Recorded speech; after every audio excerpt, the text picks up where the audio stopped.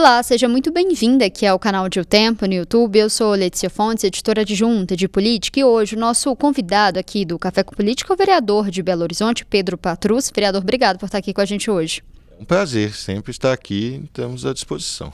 Vereador, primeiro eu queria começar a perguntar, o senhor já está no quarto mandato, né, como vereador, herdou um capital político do pai do senhor, né, que foi o prefeito que teve uma alta aprovação aqui em Belo Horizonte. Nesse período, qual que foi a maior contribuição que o senhor acredita ter feito ali para a Câmara Municipal? Olha, nós estamos já no nosso quarto mandato com muita tranquilidade e muita certeza de estar contribuindo para a cidade, né? Eu acho que o maior legado de onde eu venho, né, com quem eu aprendi, né, que foi com meu pai e outras pessoas também históricas da esquerda e da cidade de Belo Horizonte, acho que o maior legado que a gente tem na Câmara Municipal é a defesa das pessoas que mais precisam, a defesa das políticas públicas, da assistência social, da segurança alimentar. Eu acho que esse é um legado importante. É importante ter vereadoras na Câmara que realmente pensam numa cidade como um todo, né? Numa cidade que trata da questão das políticas públicas e do cuidado com as pessoas que mais precisam. Eu acho que esse é um grande legado que a gente deixa e é uma marca dos nossos mandatos em defesa dessas pessoas. Tem algo nesse período que o senhor gostaria de ter feito, mas que não conseguiu fazer, ainda não conseguiu?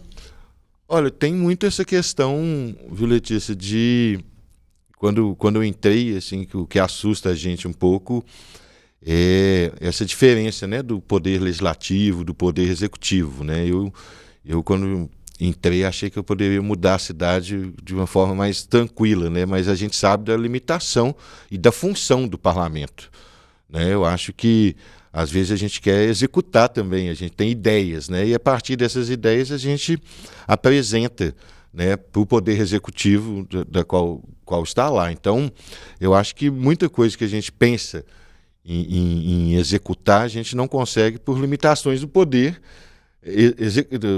legislativo, né? Eu acho que isso é fundamental, mas várias ideias que a gente pensa, né? Eu tive a oportunidade de ser relator, por exemplo, de programas e projetos importantes como o Sistema Único da Assistência Social, né, o programa de alimentação, a questão da segurança alimentar. Então, sempre fica alguma coisa que a gente possa contribuir, por exemplo, em relação à população em situação de rua, aos banheiros públicos, né? Uma luta que eu tenho há muitos anos é essa, de que se abra banheiros públicos que já existem no centro da cidade, por exemplo, e essa dificuldade a gente nunca... Chegou a ser aprovado na Câmara, né, um projeto dessa questão dos banheiros, né? Ele existe, por exemplo, tem essa nova modalidade aí, que são os banheiros autolimpantes que a Prefeitura tem colocado no centro da cidade. Eu acho que é interessante, são banheiros importantes, mas que custam, por exemplo... mais de 15 mil por mês para o cofre público esses banheiros. Não sei se as pessoas sabem, nós temos um banheiro público na galeria da Praça 7 com mais de 15 espaços, né, tanto feminino como masculino, que está fechado. Nós temos um banheiro público embaixo do viaduto de Santa Teresa que está fechado. Então, assim, a gente tem essas contribuições de conhecimento da cidade que a gente, às vezes, não consegue que a Prefeitura nos ouça e veja outras questões que são boas para a cidade. E como que tem sido esse diálogo com a Prefeitura e com o prefeito Álvaro Damião? Principalmente falando ali da bancada da esquerda. É isso, sabe, Letícia? Assim, nós temos... eu particularmente, tenho uma relação, sempre tive muito boa com o prefeito Álvaro Damião, que foi vereador na cidade de Belo Horizonte. Mas nós temos tido nesse ano uma dificuldade de diálogo. Eu tenho dito isso, já tive a oportunidade de dizer isso para a Prefeitura, para a própria Prefeitura, que nós temos que dialogar mais sobre a cidade. Essa é uma questão... Falta de respostas? Falta de diálogo como um todo, sabe, Letícia? Assim, eu tenho falado isso muito. O Executivo tem que entender que nós pensamos diferente. Nós temos uma concepção de cidade diferente, como, por exemplo, esse projeto que tem tramitado na casa do hipercentro e do centro expandido. né? Eu penso diferente. Que inclusive tem sido uma das bandeiras, né, do prefeito, essa questão do centro. Exatamente. Eu penso diferente. Eu não acho que esses espaços têm que ser espaços de prédios de 50 andares. Não acho que eu tenho preocupação com esse adensamento da cidade, com mudanças no plano diretor, com retirada, por exemplo, de um imposto, que eu posso chamar assim, de um instrumento importante que é a ortogonerose, que é quando o empresário constrói, ele paga um valor para um fundo municipal de habitação, que é exatamente para a habitação popular. Quando você isenta, você tira dinheiro da habitação popular. Né, e outras questões que esse dinheiro possa vir. É um instrumento importante do Estatuto da Cidade. Outras questões, por exemplo, da impermeabilidade, questão do trânsito, mobilidade urbana, isso tudo vai ser afetado com um projeto como esse, quando você libera geral para a construção de grandes prédios em bairros tradicionais da cidade, que é o próprio bairro, por exemplo, do prefeito Damião do Concórdia. Todo mundo sabe a importância histórica do Concórdia para a cidade de Belo Horizonte, sabe da importância dos terreiros, dos congados que existem lá. Como que vai se dar isso? As pessoas que habitam a Lagoinha. Belo Horizonte nasce da Lagoinha, né? A Pedreira Prado Lopes, as pedras que saíram da Pedreira construíram a nossa cidade, tem a tradição da Lagoinha. A gente sabe que as ruas são ruas mais estreitas, a gente tem toda essa questão. Então a gente pensa diferente. E quando a gente pensa diferente, a melhor forma é dialogar. E às vezes eu sinto que a prefeitura tem essa dificuldade de dialogar com questões importantes da cidade. E é isso que eu tenho dito, e falo isso com muita tranquilidade, que na política o Poder Executivo às vezes tem feito essa forma, ou está com ele ou está contra ele.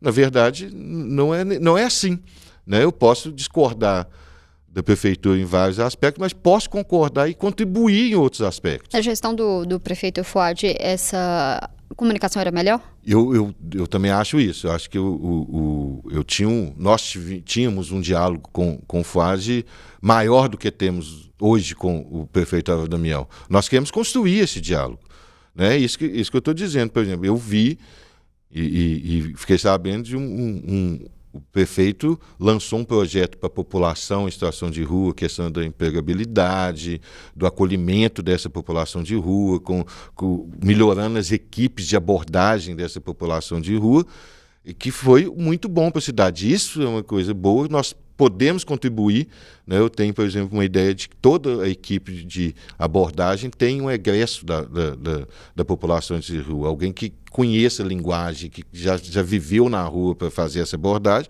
Agora, nós pensamos diferente em outras questões, por exemplo, urbanas. Esse diálogo tem que acontecer. Isso que eu sinto falta da Prefeitura Municipal de Belo Horizonte nesse diálogo, que eu acho que às vezes é muito truncado nesse sentido. Falando sobre essa situação das pessoas em situação de rua, né? A gente vê muitos projetos na Câmara da bancada da direita ali em relação... Como que tem sido esses debates, né? Da Câmara, o senhor que já está no 4º mandato, as diferenças da Câmara de antes e de agora? Olha,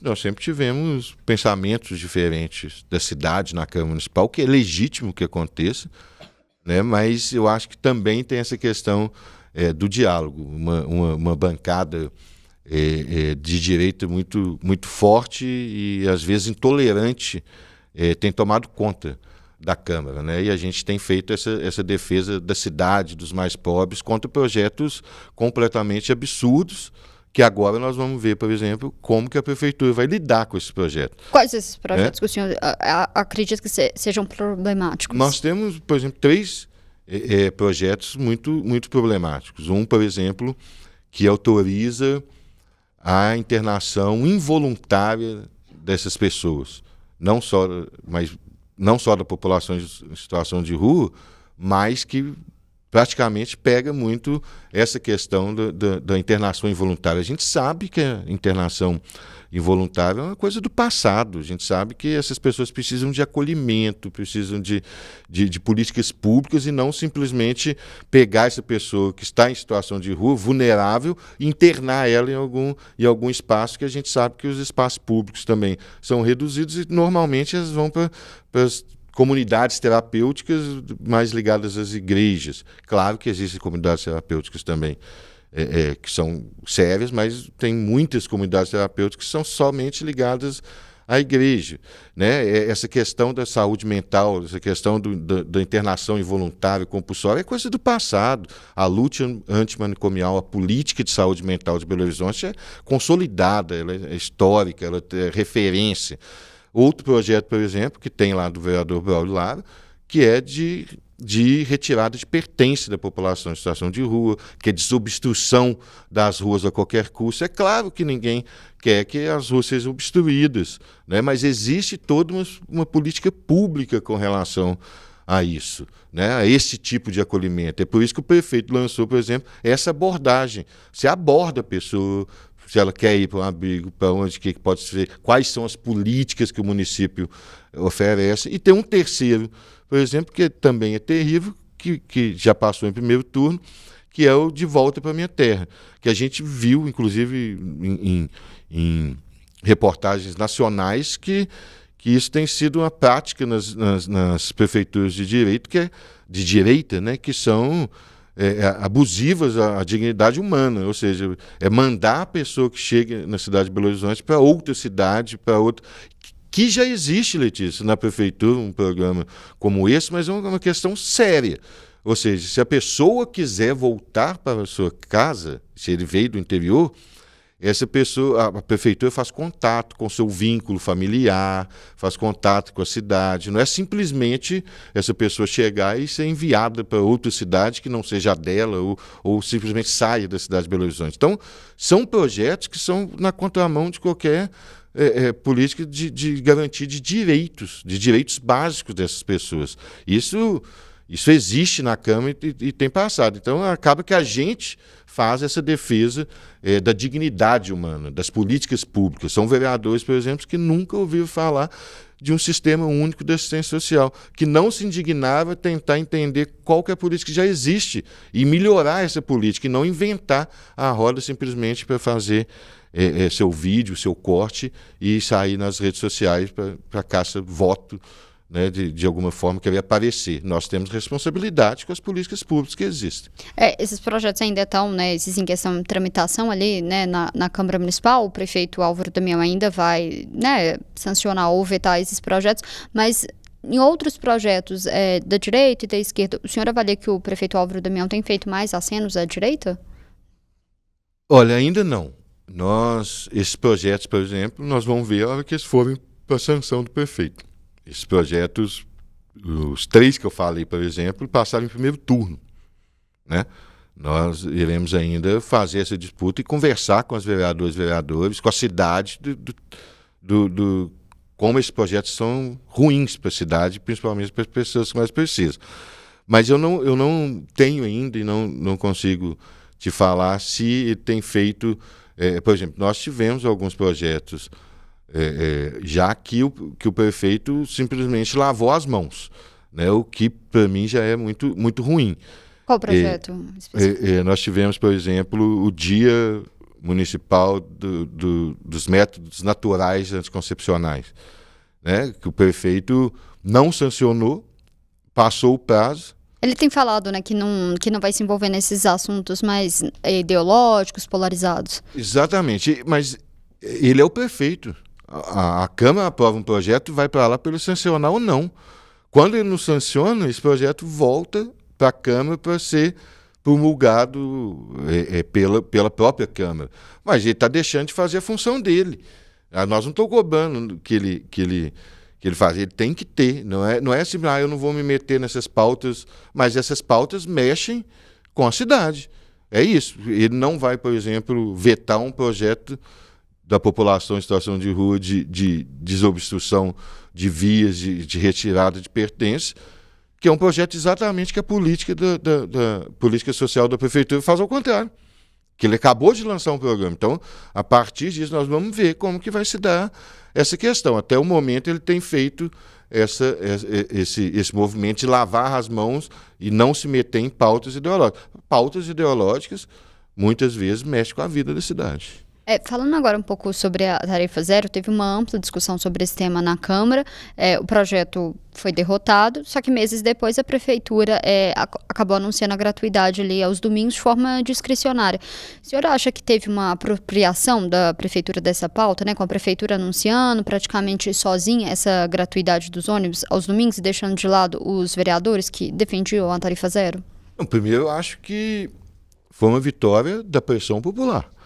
Né? Vitória dos movimentos sociais, vitória da cidade. A questão da tarifa zero é uma discussão hoje nacional. Né? Nós já temos estudo da importância da tarifa zero para o nosso país. Né? Eu acho que quando ele anuncia, né, a tarifa zero aos domingos e feriados, uma vitória também dos movimentos sociais, da pressão social que aconteceu. Eu acho que só que aí tem uma questão, sabe, Letícia? Assim, e agora tem a tarifa zero aos domingos e feriados. Como que vai ser pago isso? Da onde vai vir o dinheiro? De que forma que esse dinheiro vai chegar? Porque aí tem a questão da relação com as empresas de ônibus. O projeto do tarifa zero, ele tinha um estudo e tinha uma lógica, né, um estudo da própria Universidade Federal de Minas Gerais, que era essa questão da substituição do Vale Transporte para uma taxa, para um fundo de que bancaria essa tarifa zero. Existe uma lógica. O tarifa zero nunca foi um projeto de lei do nada. Foi um projeto de lei estudado, construído, né? Um projeto com estudos da universidade. E essa discussão, e aí entra a questão do diálogo, ela não foi feita ou não foi aceita com a devida seriedade pelo Poder Executivo. Eu acho que o prefeito poderia ter chamado a sociedade, a cidade, né, os vereadores que assinaram o projeto, falando, olha, nesse momento agora nós estamos conversando com os empresários, não vai ser possível, mas tem a possibilidade, por exemplo, de se fazer aos domingos e feriados, com esse custo, vindo dinheiro desses... Isso não foi feito. Então, o senhor acha que acabou deixando de lado ali os vereadores que participaram desse debate também, com esse anúncio? Eu não estou falando dos vereadores, né? É claro que deixou de lado. Nós representamos uma parcela da sociedade, mas eu acho que ele deixou de lado a cidade. E poderia ter trago a cidade para fazer essa discussão. E aí é através de audiências públicas, é através da Câmara de Vereadores. Porque é isso, a Câmara é uma parcela eleita pela cidade. Se a gente goste ou não, são pessoas que foram votadas e representam a cidade. Eu acho que esse diálogo com a Câmara tem que ser muito melhorado. E ninguém mais do que o próprio prefeito, que foi vereador, tem essa obrigação e tem essa função de diálogo com a Casa Legislativa. Eu acho que faltou para ele esse diálogo com a cidade, com a Câmara. Mas quando anuncia sozinho, o senhor acha que acaba pegando uma pauta ali para poder ficar só com ele, para não dividir esse protagonismo? Olha, aí essa pergunta acho que tem que ser para ele, né? Assim, eu acho que teve eu acho que ele foi nesse sentido, ele poderia ter feito uma coisa maior para a cidade, inclusive falando, eu vou ser o prefeito que vou viabilizar. Ele vai e cobra do governo federal, ele cobra, que está correto. Eu ia até perguntar isso sobre o governo federal, né? Ele chegou a cobrar verbas federais, né, de subsídio ao presidente Lula para poder viabilizar o tarifa zero. O senhor acha que esse é o caminho? Esse pode ser um caminho. Pode ser um caminho da questão do transporte público ser uma questão nacional, né? Eu acho que o governo Lula fez estudo, tem feito essa discussão, acho que é fundamental, é uma questão que pode ser nacionalizada, sabe assim? Mas, por exemplo, nós colocamos um projeto na Câmara que se autofinanciava. São números. Se o empresário gasta tanto de vale transporte, ele poderia colocar esse dinheiro num fundo. O argumento que era utilizado que essas empresas poderiam deixar sair Belo Horizonte? Eu acho um argumento que não existe, porque ela vai para outro espaço e vai pagar o vale transporte do mesmo jeito, se for no metropolitano ou não. Né? Essa discussão, é isso, assim. Não estou falando a todo custo, estou falando do diálogo. Chama todo mundo, conversa. O prefeito não recebeu esses movimentos, não recebeu o FMG, aí ele pode discordar, é direito dele falar isso é inviável, mas é inviável, o que nós vamos fazer? Nós vamos começar pelo final de semana, pelos feriados? É isso que ele poderia ter feito, mas, enfim, passou, anunciou uma vitória da cidade. Eu acho que o caminho é que realmente as cidades do nosso país tenham o tarifa zero, para as pessoas terem acesso à cidade, para as pessoas terem acesso à cultura, tenham acesso a procurar o seu emprego, por exemplo, a circular pela cidade. Eu acho que teve essa falta de diálogo e eu acho que nós podemos retomar e que realmente Belo Horizonte caminhe com tarifa zero universal. Falando ainda de transporte coletivo, a gente vai ter uma nova licitação, né, dos ônibus em 2028. Como que a esquerda tem acompanhado essa nova licitação de ônibus na capital? Pois é, essa é uma questão que nós vamos ter que ficar muito atento, né? Nós acreditamos que nós chegamos a esse ponto através de um contrato que foi firmado entre a prefeitura e entre os empresários e o sindicato dos empresários de transporte coletivo. Nós temos que refazer esse contrato. Esse contrato tem que ser jogado no chão e ser refeito, porque nós temos uma mudança, né? O contrato é antigo, nós temos uma mudança. Por exemplo, Belo Horizonte nunca teve um subsídio. Belo Horizonte, eu sempre chamei, nunca teve um transporte público, é um transporte coletivo. Ele era bancado pela população. A prefeitura não colocava um centavo. Foi aprovado, na legislatura passada, esse subsídio, que pode virar uma bola de neve. Né? Nós tivemos que aprovar esse subsídio. Eu não sou contra o subsídio, eu acho que o Estado, o poder público, tem responsabilidade se for um transporte público. Não sou contra que o Estado pague para as empresas, mas agora não dá para pagar um subsídio e a passagem continua aumentando. Então, esse tipo de contrato, essa forma, né, eu, enquanto eu estive na Câmara, já participei de várias tentativas de se saber o quanto custa, de auditorias públicas do transporte coletivo. Eu já participei de 2 ou 3, e nunca se chega a esse valor. Quanto custa?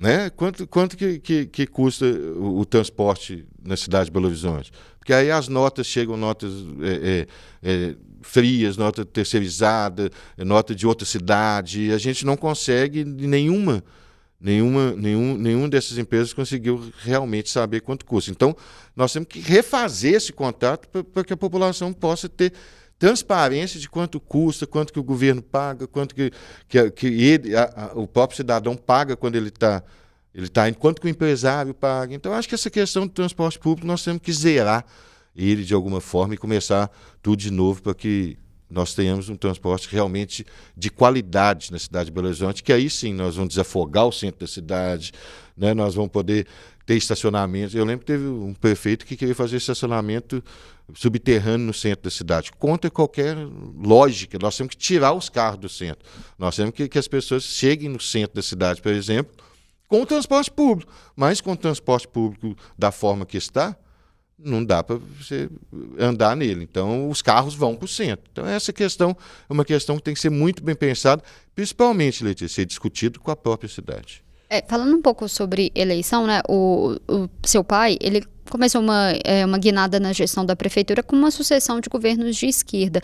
Mas desde a eleição do Calil, né, a esquerda e o PT nunca mais conseguiu ter uma representatividade, um representante competitivo nas eleições. Por que isso aconteceu na avaliação do senhor? Olha, essa é uma pergunta importante. Primeira questão, meu pai foi prefeito em 93, né? Na eleição de 92, ele assumiu em 93 e realmente deu uma invertida na prioridade, né? Belo Horizonte passou a ter esse olhar mais social, com a questão do orçamento participativo, com a questão dos restaurantes populares, de descentralização, né, das pessoas terem acesso à cultura nas regionais, questão dos centros culturais, participação popular, e isso, a cidade sentiu essa inversão e depois nós tivemos uma grande sucessão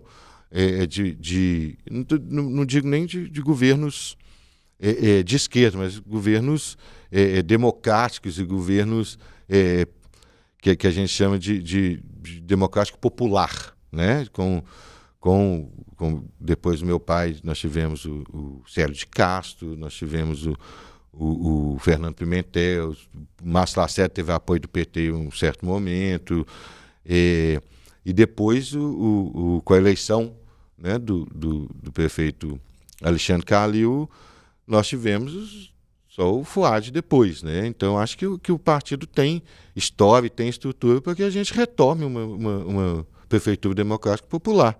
Eu não acho muito tempo também, não. Acho que a democracia, ela pressupõe essa alternância de poder. E o Partido dos Trabalhadores e esse campo democrático popular tem história e tem know-how para voltar a governar a cidade de Belo Horizonte. O que deveria fazer, né, a esquerda para poder voltar a ter esse protagonismo em Belo Horizonte, que hoje a gente pode falar que não tem mais, né? Inclusive o ex-presidente Jair Bolsonaro venceu o presidente Lula aqui em Belo Horizonte. A sua pergunta já responde um pouco. Eu acho que existe um movimento mundial, né? Não é nem nacional, mundial, nacional, estadual, municipal, de um crescimento de uma parcela mais à direita do país, que isso também faz parte da democracia. O que tem não que ser pode feito? romper a democracia como algumas pessoas da direita quiseram fazer. Eu acho que é o diálogo com a cidade, é entender essa nova forma, né? Uma forma, acho que a esquerda às vezes muito mais analógica do que digital, acho que tem crescido nesse sentido de conhecer essa nova forma de comunicação, a mudança do mundo do trabalho. São vários nós poderíamos fazer uns 4 programas para discutir essa questão da esquerda e de direita. Mas, enfim, eu acho que a esquerda tem que dialogar mais com a cidade, com os movimentos sociais, com essa juventude, né, com essa nova forma de fazer política, essa nova forma de entender a sociedade. Falando um pouco 2026, né, para governo de Minas, a gente vê ali a esquerda, o PT, tentando alguns nomes ali, mas sem nenhuma definição e nenhum algum nome. Como que o senhor tem enxergado esse cenário para a disputa para o governo de Minas e por que essa dificuldade do PT de encontrar um nome? Eu acho que o PT tem, não só o PT, mas esse campo democrático popular tem nomes importantes e nomes viáveis, além de aliados importantes e viáveis. Né? Nós temos um objetivo principal, que é a reeleição do presidente Lula. Isso passa por isso também, às vezes, uma composição à centro-esquerda. Acho que o PT e a nossa presidenta estadual, a deputada Leninha, têm pensado muito nisso e a gente tem total confiança na sua presidência e no Partido dos Trabalhadores, tanto a nível nacional, como estadual, como municipal, de achar o melhor caminho de que a gente tenha uma candidatura viável ao governo de Minas, que também contribua e muito para a reeleição do presidente Lula. Acho que Quem seriam os melhores nomes na avaliação do senhor? Olha, tem ventilado e tem nomes importantes no PT e na esquerda e na centro-esquerda de Minas que estão colocados, né? Claro, respeitando cada uma e cada um, né? Nós temos o nome da própria prefeita de Contagem, Marília Campos. Mas que ela já tem mostrado que não gostaria, isso né? Que eu falei, respeitando o desejo é a mesma situação do senador Rodrigo Pacheco política. também. Tem o Rodrigo Pacheco, que tem que dar uma resposta, que tem tido esse diálogo.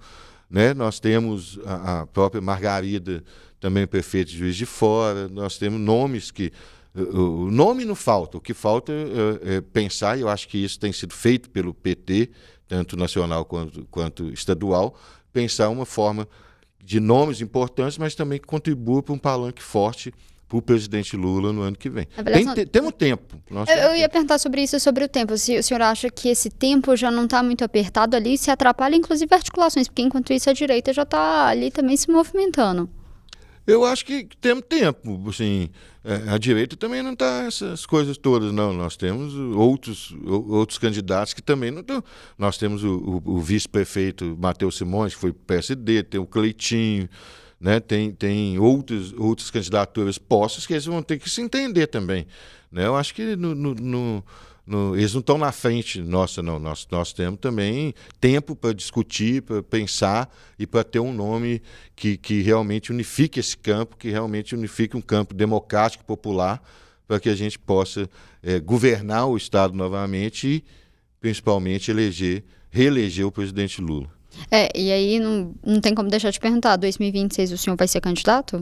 Qual que está no plano do senhor? Não, a princípio não. Nós temos essa responsabilidade, né, com a cidade de Belo Horizonte. Eu quando estou no espaço, né, e eu acho que nós temos muito que contribuir ainda para uma cidade melhor, né, além de o nosso apoio a candidaturas que nós temos muito importantes e que nós acreditamos que tem que continuar tanto na Câmara Federal quanto na Assembleia do Estado. Já caminhando para o final, voltando um pouco para a Câmara Municipal, a gente está tendo agora uma discussão na Câmara sobre uma possível cassação de um vereador, o Lucas Ganem. Qual que é a avaliação do senhor sobre esse caso do vereador? Se o senhor defende uma cassação por ele não ter ligação com Belo Horizonte, como que o senhor tem visto essas discussões? Olha, a primeira questão, Letícia, nós temos que ficar muito atentos, né? Assim, eu sou um vereador que não gosto e não me sinto um inquisitor, né, ou um juiz, né, para caçar outro vereador, a não ser que tenha uma questão muito forte, né, de justiça, de corrupção, de roubo. Aí é uma questão que aí a gente tem. Primeira coisa do vereador Lucas é isso. Nós votamos, por exemplo, pela abertura do processo. Eu acho que abrir o processo era necessário pelas suspeitas que nós temos. Nós sabemos que tem tanto a Polícia Federal quanto a Justiça Eleitoral tem feito investigações, né? Eu acho que isso está posto e está na notícia de que as investigações estão sendo feitas. E a partir daí a Câmara abre um novo momento de escutar os assessores, que tem denúncia que os assessores não moram em Belo Horizonte. Agora, eu não tenho certeza de nada disso. O senhor defende que fique mais com a justiça essas questões? Não, eu defendo que a gente realmente escute as partes e escute principalmente as investigações que estão acontecendo. Né? Não pode ser a cassação de um vereador, não pode ser política. Ela tem que ser técnica também e jurídica, né? É por isso que eu falo que a gente não se sente apto, porque nós temos que escutar. Nós temos que escutar a justiça, temos que escutar e não ter uma visão somente política desse caso, né? Essa é a preocupação. Nós votamos para abrir o processo e vamos ficar atentos para decidir o nosso voto de cassar ou não. Nós vamos ficar atentos aos fatos, ao que realmente aconteceu. Agora, um vereador fraudar um domicílio na cidade de Belo Horizonte é muito sério, né? É quase um estelionato com a população que votou nele, né? Isso tem que ser bem investigado e provado de que realmente ele não morava aqui. Então, nós vamos esperar e vamos ficar atentos a todos esses fatos. Eu perguntei isso da justiça porque recentemente também teve uma decisão ali da justiça também de cassar de um outro vereador, do Leonardo Ângelo. Como que isso impacta na Câmara e a avaliação do senhor sobre isso?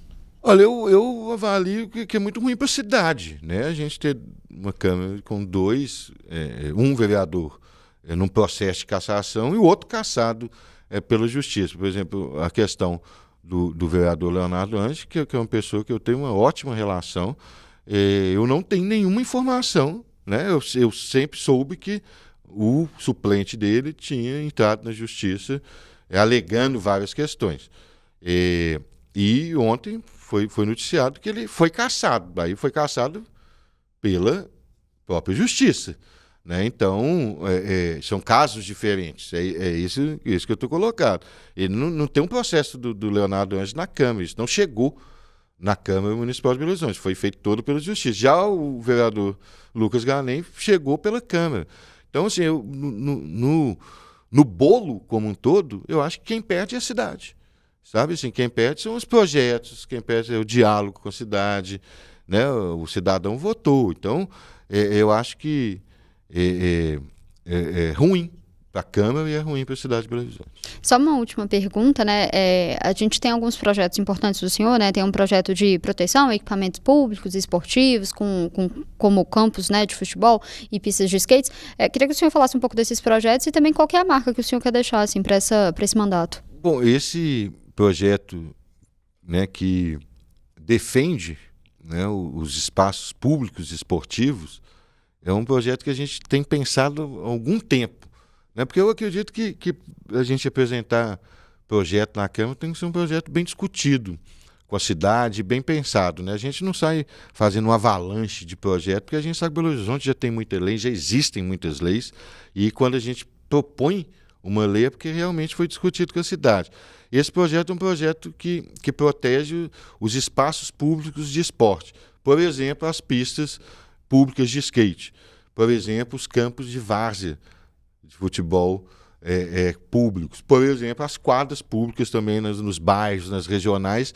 Por quê? Porque a gente sabe da especulação imobiliária, a gente sabe dos interesses, né, de setores privados por espaços na cidade de Belo Horizonte. Então, esse projeto ele garante que nenhum espaço público, ou pista de skate, ou campo de futebol, ou quadra, sejam desativados, sejam finalizados para a construção de outro espaço, a não ser que a própria prefeitura ache outro espaço próximo, melhor ou igual. Né? Porque nós queremos garantir o espaço de lazer, do esporte. Né? O futebol de várzea em Belo Horizonte já perdeu muito campo, o skate já perdeu muita pista, nós queremos garantir que esse espaço continue. Então, eu acho que são projetos assim que nós pensamos e projetos que contribuam para a vida das pessoas, principalmente. Ainda não foi em votação. Não, ele vai começar a tramitar agora. Nós apresentamos, ele vai começar a tramitar pela Câmara e nós vamos fazer esse diálogo. Fazer audiência pública, conversar com os vereadores, para que ele seja, com o Poder Executivo. Nós queremos discutir esse projeto com o Poder Executivo. Vereador, queria agradecer a presença do senhor aqui hoje, sempre muito bem-vinda, voltar outras vezes. Letícia, é um prazer, sempre que convidado eu virei. Obrigado, viu? A gente fica por aqui, mas você acompanha esses e outros conteúdos aqui no canal de O Tempo, no YouTube e também no portal otempo.com.br. Até mais.